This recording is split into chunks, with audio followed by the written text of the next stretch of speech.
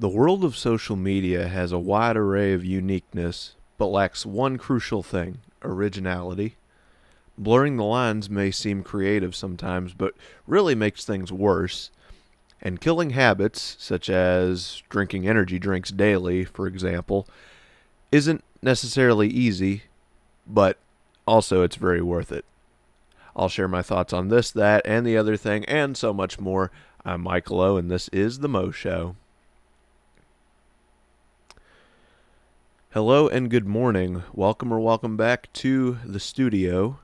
Today we are not going to spend too much time on introduction, dilly-dallying of any sort. Except for one thing, I will say this is second edition of the Mo Show. What do I mean by that? Well, I pride myself on not being edited, Michael O unedited in this case. The Mo Show is from the record button till the end. No cuts, no fancy edits, nothing like that. It's just me, Pandy, you, and me running my mouth for however long. Wonderful, right? Well, my recording software decided to have an update, and as far as I can tell, this is what caused it, because I haven't messed with any of the settings at all for I don't know how long. And long story short, my last recording of this episode, I'm literally using the same notes here as the last time I recorded, but the last time I tried to record this, the audio file got so bad to where, like, not even using edits, using post-production, none of that, I couldn't tone down how bad the audio was. It just wasn't usable. So after making a couple adjustments and double checking all the settings and everything, and I decided that I might as well not waste these notes or these ideas and go ahead and try it again. If at first you don't succeed, try again. But this will indeed be unedited, as you are accustomed to. Thank you for joining me today. Let's get right into things, starting with the world of social media. Dun dun dun. There's a lot of social medias out there, and to be quite frank, I don't feel the need to have any more. I only have a few. I only have YouTube, obviously, because this show is on YouTube. Those of you watching, hello.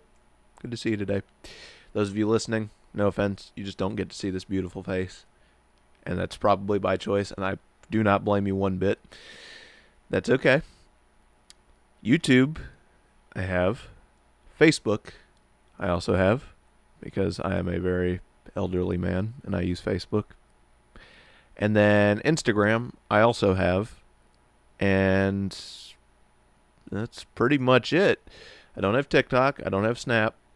I don't have Twitter, X, whatever. I don't have Threads. It's another story for another day there. I don't have... I'm trying to think of what else that there is. I don't have any of it. And I don't feel the need to get any more of it. And for those of you who don't really have social media, maybe you're listening to this on like Spotify or something, and you don't have any of even the social medias I have, more power to you. You're probably just eliminating stress from your life. Obviously, I am a creator. I have accounts on all three of those platforms, and I do make content for the main channel, for my main bit, and then also for the Mo Show as well. And, you know, there's a lot of things that I could say about social media. A lot has changed recently in the last couple of years. And the one thing that I've noticed, coffee break,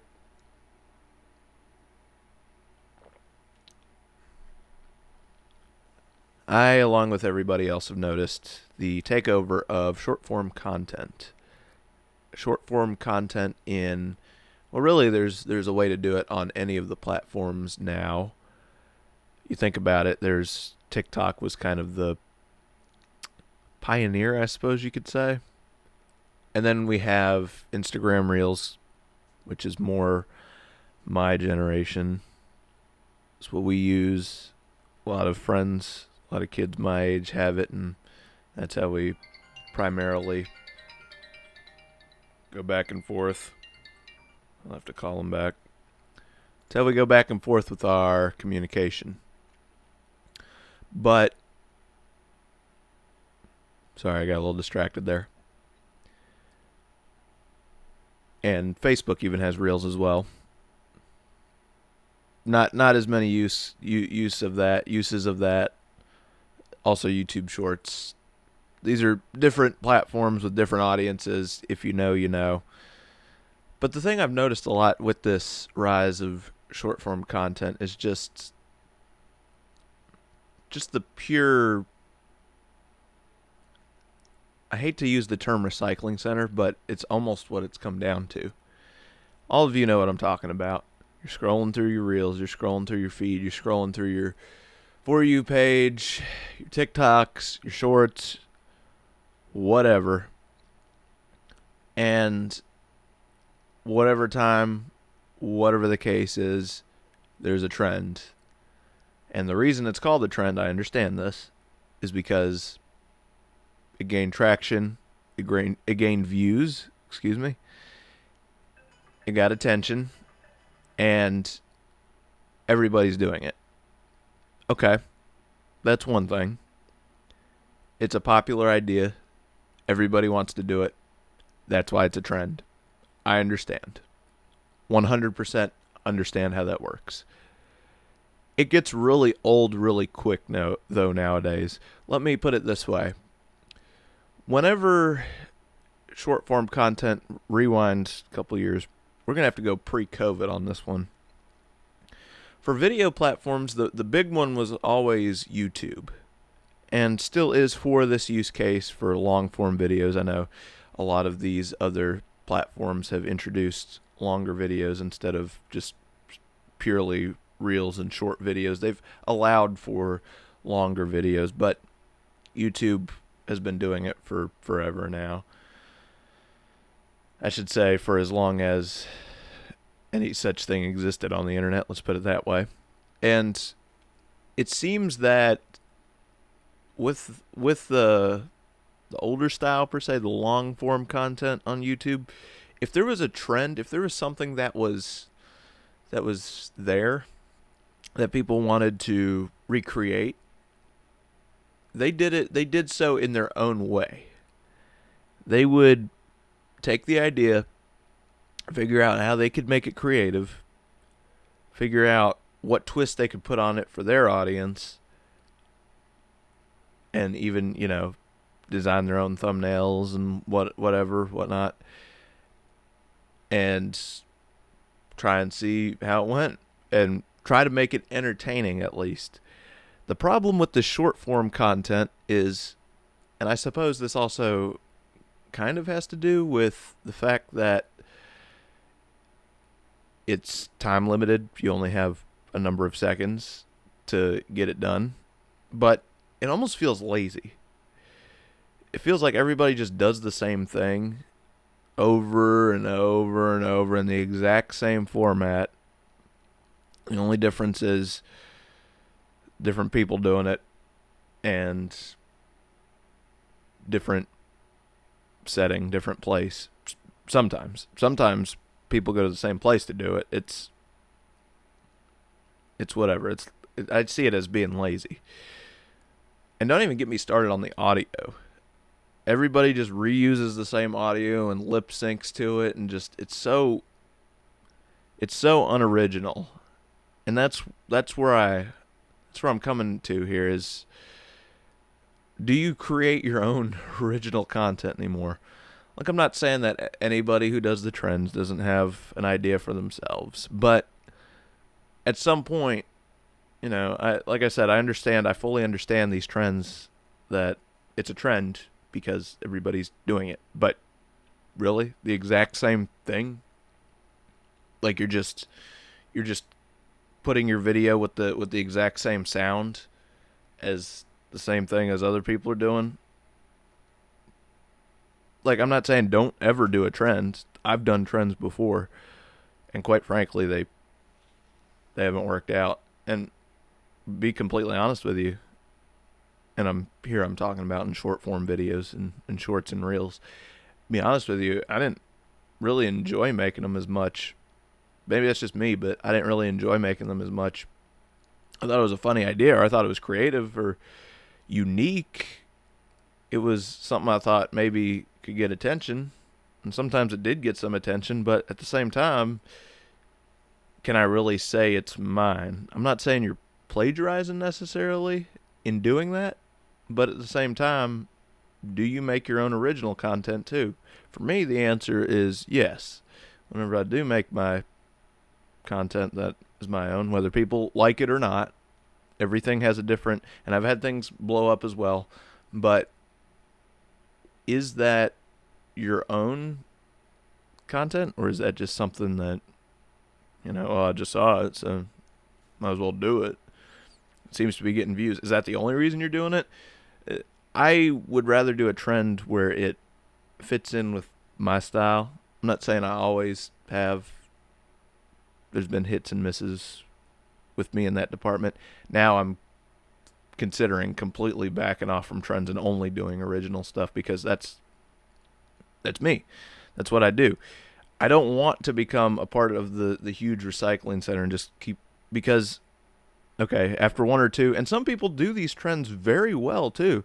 I will say they maybe make it fit their page, their channel, and they do it well, and they get lots of views for it, and more power to them. I'm not saying that's wrong or bad or anything, but at the same time, it gets old when you see the same thing over and over. You're scrolling through your feed, my lovely doom scrolling that I love to get sucked into. And it's just the same thing over and over and over multiple times in a row. It's like, this is getting old. Same audio, same everything. It's no longer new, funny, or entertaining after a couple of them. It's just like, okay, can we move on now? I've seen compilations, for goodness sakes, that are less repetitive than that.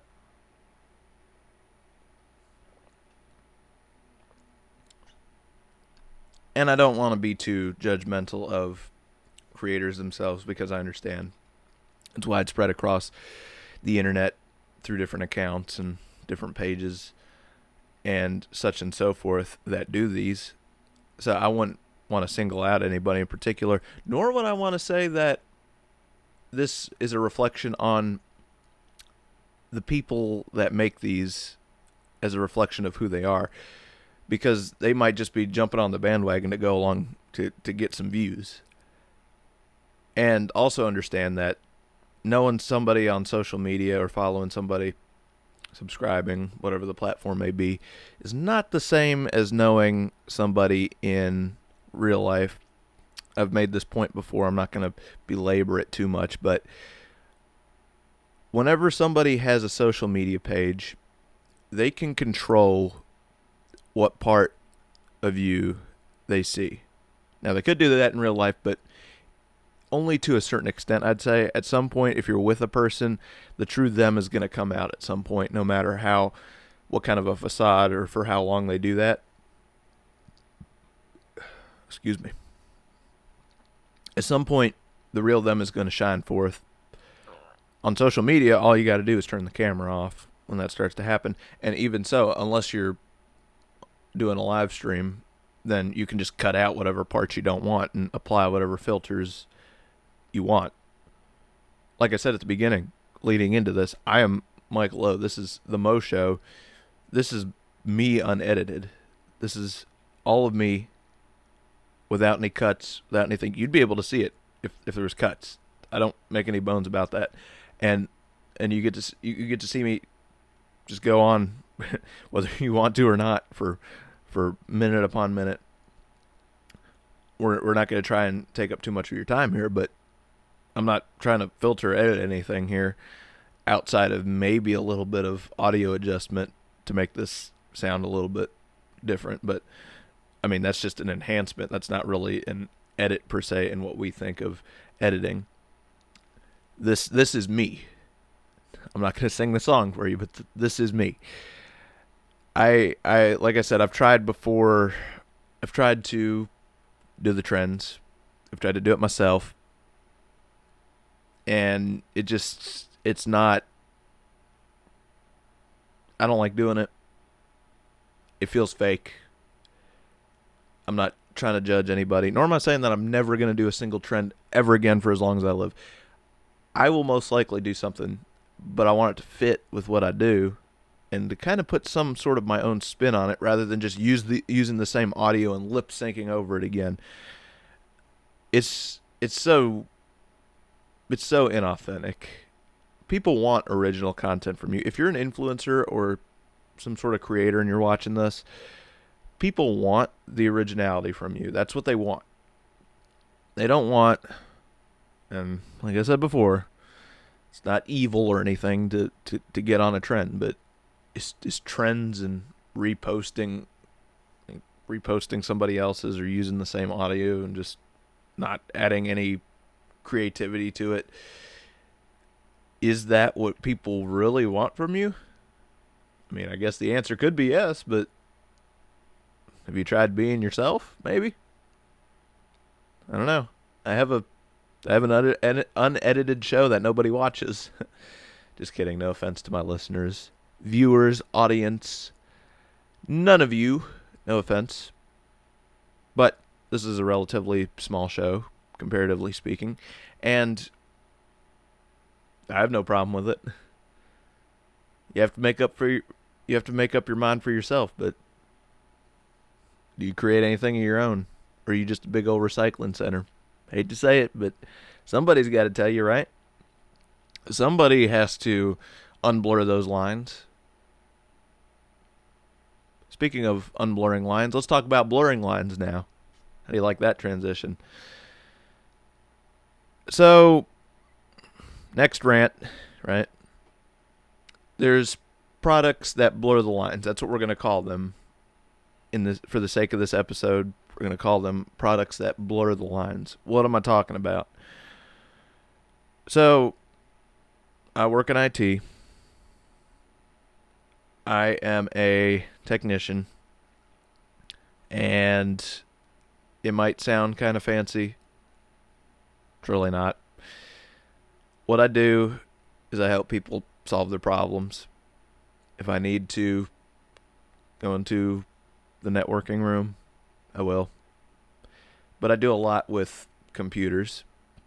And at some companies that I have serviced before, because I do work at multiple different companies, I do the IT troubleshooting work, whatever term you want to put there, for multiple different companies. And at some of those, they have what are known as Microsoft Surfaces. If you don't know what that is, look it up. They do make regular laptops, but the most commonly known form factor of the Microsoft Surface Pro, whatever, is the 2-in-1 laptop / tablet. Okay? So hold that thought. Keep that in mind. Okay? Now, another product that blurs the lines. All-in-ones. What is an all-in-one? So, if you're like me and you use your computer to play games and it's at home, at your desk, and you're not worried about space or anything, you're not too concerned about space, having enough space being an issue. Traditionally, you will get a PC, computer tower, and then a screen, a separate monitor. That's what, for I don't know how long, that's the way it's been. That's how it's been for a long time.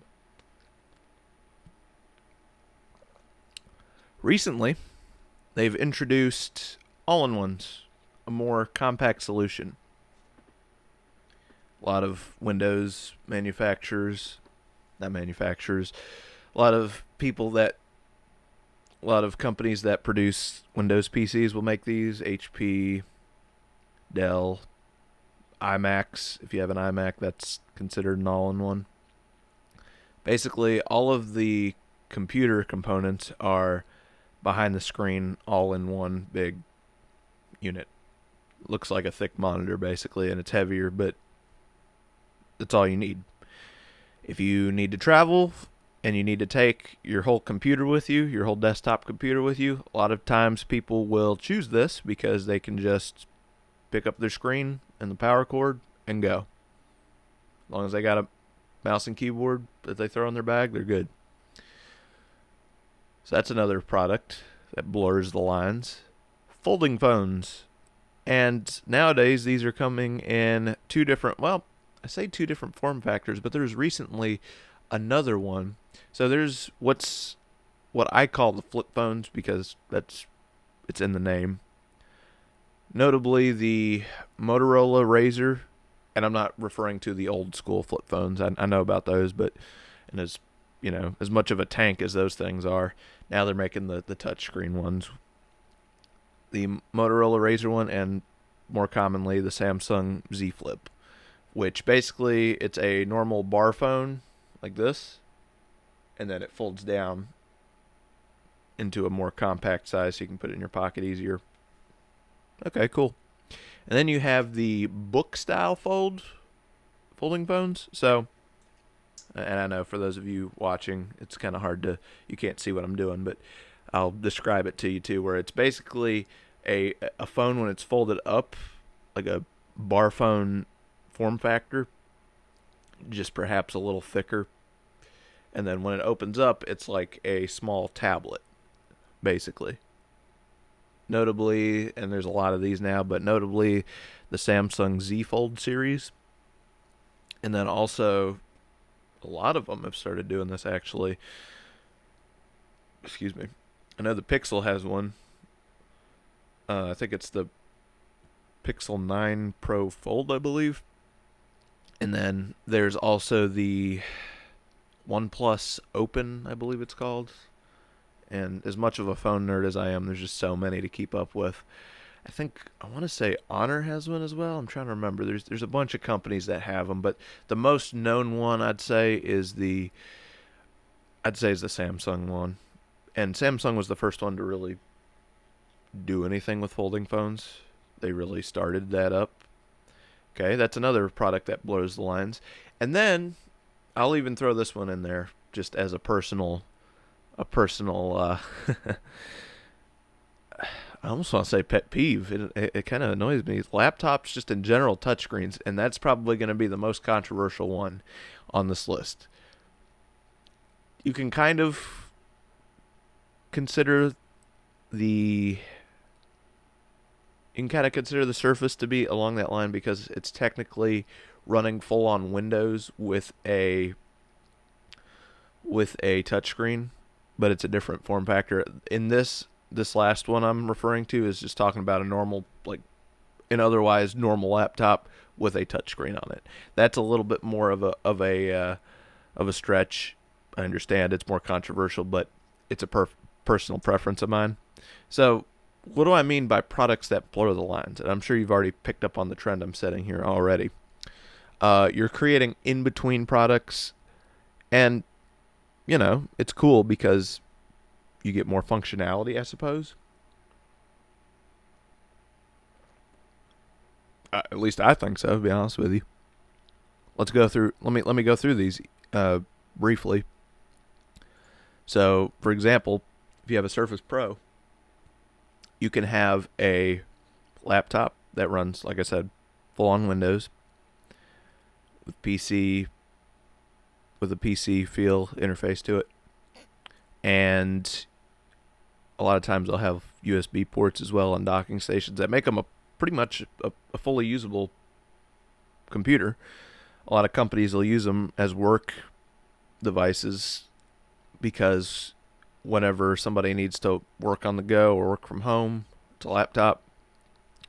If they go into their office and they have a desk with monitors, they can get a docking station that magnetically clips to it, and then they can shut their laptop screen and close that, and then it'll just project to their big screens, to their monitors. And using the dock, they get more USB ports, and they can have mouse and keyboard and everything connected. Okay, that's useful. So the in between there would be laptop and tablet. Cool. You get functionality of both. All-in-ones. What's that in between? A computer tower and a monitor. Combine them, you get the convenience of having both, whereas you only need to have one physical device that you carry. Cool. Folding phones. So the flipping phones, maybe not so much. You get a more compact phone, I'd say, but a lot of these folding phones, the ones that fold out into a book style, like I was describing earlier, those ones can be a phone and a tablet. Pretty cool. You can just throw that in your pocket, right? And just, if you need to have a phone, you can have a phone. If you're somewhere where you'd like a bigger screen, you can have a tablet screen. Cool. Laptops with touchscreens. Not as much of an in-between product, but it kind of resembles a tablet, but it just gives you more functionality, I'd say. Here's the thing, though. Whenever you create an in-between product, whenever you try to blur the lines, a lot of times you're going to have to compromise. Sure, it can be two things. Sure, the Surface can be a tablet and a laptop, but it's not going to be fully one or the other. You're going to have to compromise some things there. Whenever you have it in laptop mode, I guess. I don't know what the word I'm looking for there is. When you have the keyboard attached, in the case of the Surface Pro. Surface Pros have a detachable keyboard from the screen, and what you can do is just take it off if you don't need it. It just magnetically detaches from it. The problem is when it's in laptop mode with the keyboard attached, it's not really a tablet anymore. If anything, it's a bulky tablet with extra, accessories. And then whenever you try to repair something on it, those things are pain. Those things are a pain to repair, because any PC device that you have to take the screen off in order to repair is going to be a headache. Let's put it that way. Any sort of computer that you have to remove the display, because I don't know if any of you out there have ever tried to attempt your own repairs, but the displays are super delicate and really fragile.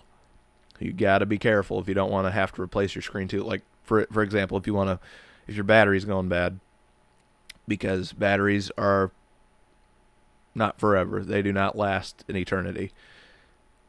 If your battery goes bad, but your screen's fine, if you go to replace it, you have to take the screen off.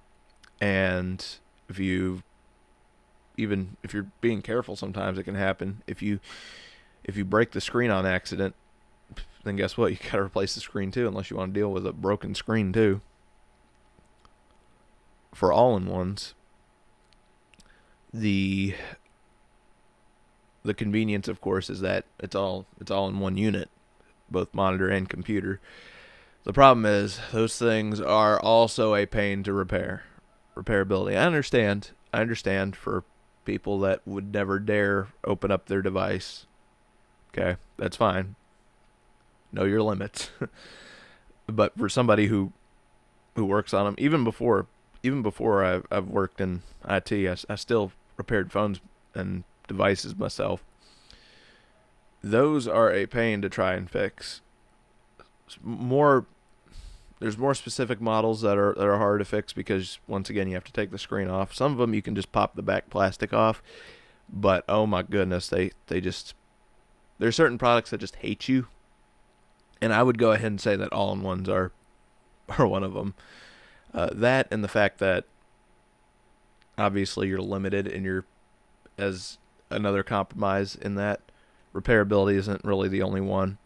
You can only have so much performance coming out of that machine just because of how compact and everything is, and all of that, all those processes are are going to create heat, and then there's only a limited space that the heat has to go out, whereas on my gaming PC, I can fit 3 full-size fans in there, no problem, blowing air in, circulating air in and out of the case. So it's never an issue with that. Folding phones, again, maybe a personal pet peeve of mine, but I cannot stand the crease. That's why I have a bar phone. Even if, and I'm an iPhone guy. I've considered trying out Samsung phones. I've considered trying out different options.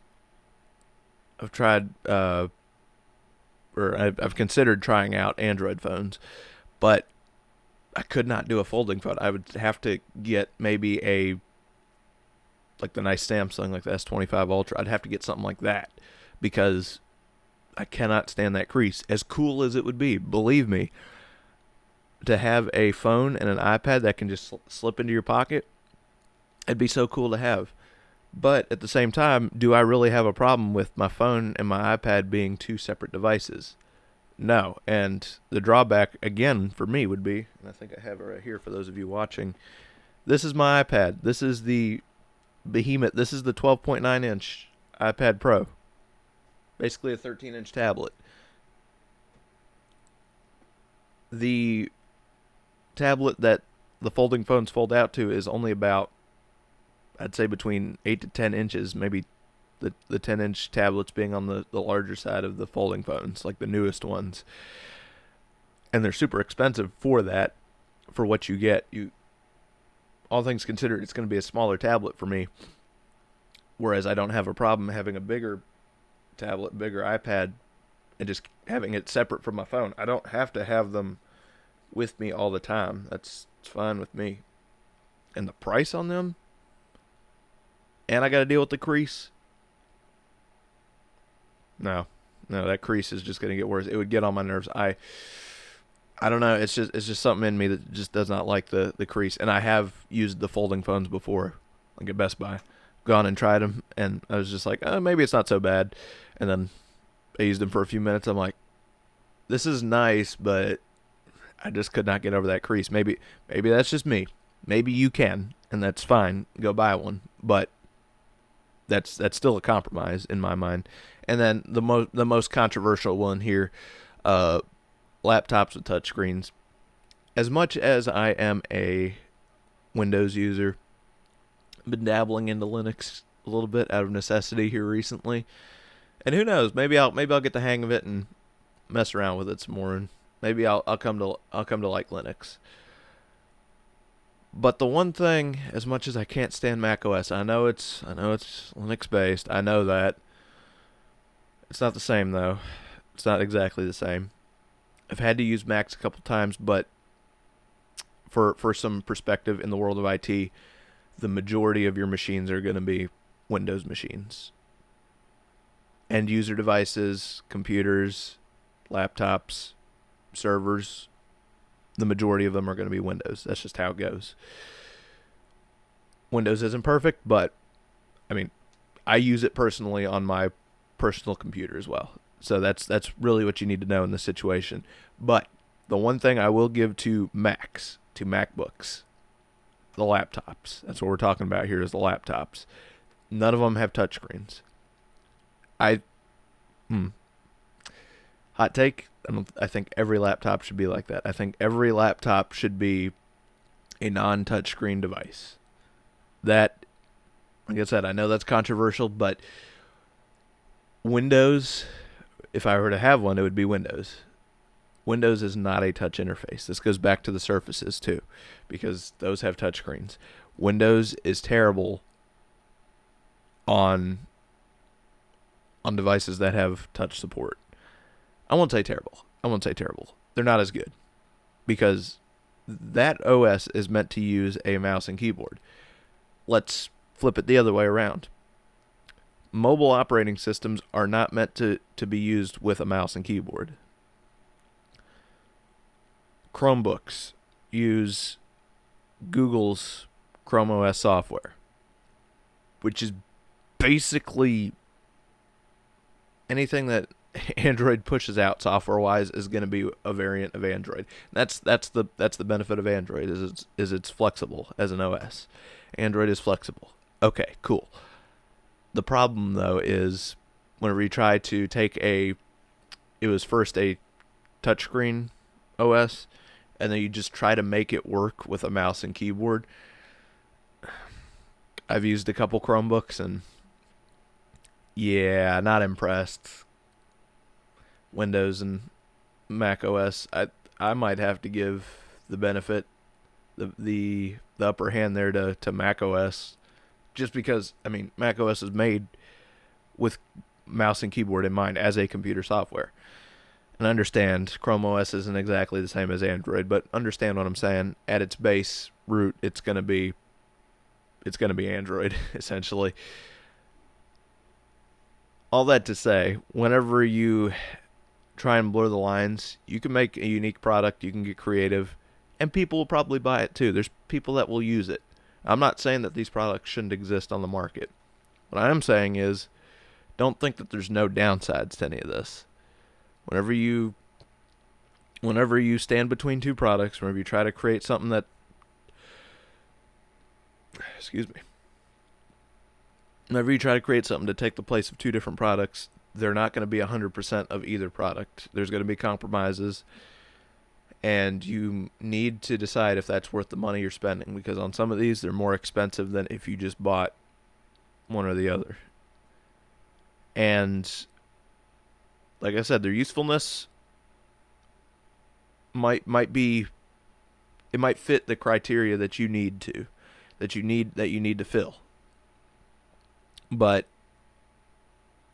the functionality of either one of those is more than likely going to decrease. I would rather have two different products that do what they do well rather than have to compromise like that and deal with the downsides. That's just me personally, and some people that just doesn't work for them. But that's the way I view things. That's the way I've always viewed things, I'll say. Very little on these thoughts have changed, but that's my rant. That's my opinion. Shall I get off my soapbox now? It's the benefit of this being my show. I can go on my soapbox for as long as I want. But I'm afraid it's time to move on, though. Because we have to talk about old habits. Old habits die hard, they say, right? Ain't that what they all say? So, as you can see, I have a cup of coffee in the morning. As established earlier, because I use Facebook, I am an old man. I need my bean juice in the morning to get me going.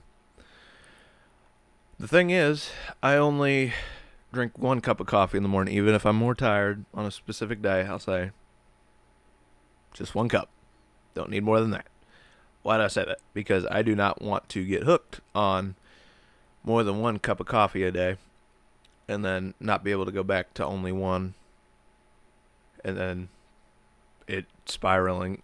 Ultimately, I'm afraid that it's going to spiral out of control, and it's going to turn into 3 cups, and then 4 cups, and then 5.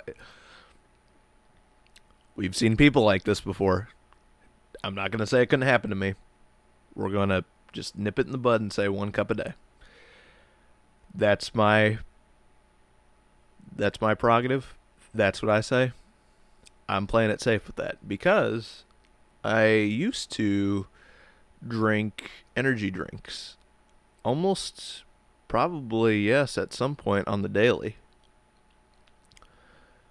This was when I was working at the restaurant. Before I went into IT, I worked at a sandwich shop where we made Philly cheesesteaks. And I worked some very long shifts. Most weeks I had at least 2 or 3 12-hour shifts. So, and that entailed 9 a.m. through, okay, maybe more like 11 and a half, but 8 or 8:30 at night is when we'd normally get out of there. So the thing is, that's fine. Every job's different, but in order to get me through the day, I would go ahead and have an energy drink, but I wouldn't really feel the need to drink it until the afternoon. Now you see where I'm going here. So I would drink it normally on most days 3 p.m. or later. Some days a little bit earlier, but I'd normally wait until the afternoon because the coffee would keep me going for a little bit, and then in the afternoon my energy would start to go down, and it would wear off, and I would need an extra kick to get me through the day. And it worked. Granted, it did do its job. And I have always been the type of person. I feel pity for you if you have trouble sleeping, going to sleep at night. If I've been at work all day, or just a normal work day, when I hit that pillow, chances are I'm out. That's me. That's how I've always been. I'm tired. I'm going to sleep. I'm done. See you in the morning. That's how I am. And even with the that's how tired I was at the end of the day. Even after drinking the energy drink in the afternoon, I could still do that at that job. Then I switched to this other job where it's not near as, for one, it doesn't go near as long into the night. Normally get done at 5. And it's not near as fast pace of an occupation either. I'm not running around a restaurant all day. Well, I may have switched jobs, but for a while I kept that habit going just because I've been doing it so much. I kept buying energy drinks. And when I say energy drinks, I'm not just talking like the Monsters or anything, or the Red Bulls, those have lesser caffeine. I know it's crazy to think of that, but I'm talking like the Reign, the Bang, what's the other one? I think I had another one. Either way, each one of those had 300 milligrams of caffeine. For those of you who don't know, the daily official limit is 400. And when you add a cup of coffee to that 300, that gets you to right around 400, because this is about 100, I'd say. Your mileage may vary. And from personal experience, I know that going over that 400 milligram limit begins to create the opposite effect. Instead of getting more and more hyper after 400, it starts to work against me, in that I have a faster heartbeat, but I just progressively get more tired as I drink more caffeine. So that wasn't a good idea. But even staying within that 400, like hanging on to that 400 limit barely, with the new career change, it just wiped out my sleep schedule. Like I could not fall asleep at night. But like I said, old habits die hard. But essentially, I just had to do it. I just had to say, look, these energy drinks I'm paying for like multiple energy drinks a week, and it's knocking out my sleep schedule when I need to sleep. It's not necessary. It's not being effective anymore. I don't really need them as much anymore, because it's less intensive labor. Pardon me once again. And yeah, basically I had to begin the process of just cutting them out. It's not hard to quit old habits, but long story short, I did, and I'll say I'm better for it. I say all that to say this. Look, I'm not a motivational speaker. There's the words. I don't do TED Talks. That's not my style. But let me offer you a word of encouragement if you are trying to overcome something, kill an old habit, turn over a new leaf, whatever the case may be. You can do it. I'm not saying that just to make you feel good. I'm saying that because I've been able to do that before. I've been able to do that with the example I just gave you in the energy drinks and quitting the energy drinks, I should say. I've been able to do that with weight loss goals as well, in dieting, which is another story for another day. I'll tease you on that. How about that? We'll leave you hanging in suspense there, but I've been able to do it. And I got to say, if there's any advice I can give you on trying to do something like that, it's not going to be easy. In order for this to apply to you, it's not going to be easy. It's going to be a struggle.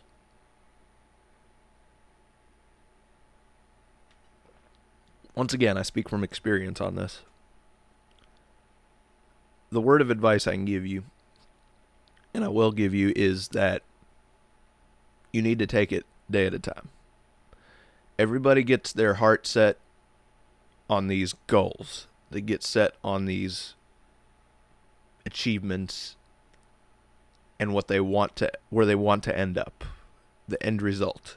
They say, I want to completely cut out all energy drinks. I want to be 40 pounds lighter.